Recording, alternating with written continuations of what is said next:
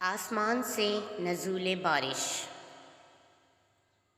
اللہ تعالیٰ کی یوں تو بے شمار اور ان گنت نعمتیں ہیں، لیکن چند بڑی بڑی نعمتوں کا یہاں ذکر ہو رہا ہے۔ وہ آسمان سے باقدر حاجت و ضرورت بارش برساتا ہے۔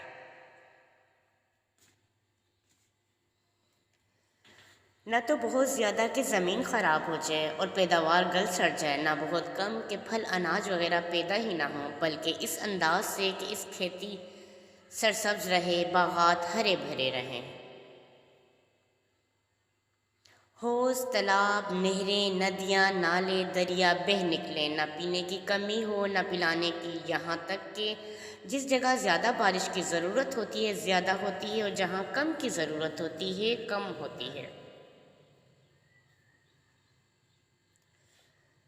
اور جہاں کی زمین اس قابل ہی نہیں ہوتی وہاں پانی نہیں برستا، لیکن ندیوں اور نالوں کے ذریعے وہاں قدرت برساتی پانی پہنچا کر وہاں کی زمین کو سیراب کر دیتی ہے۔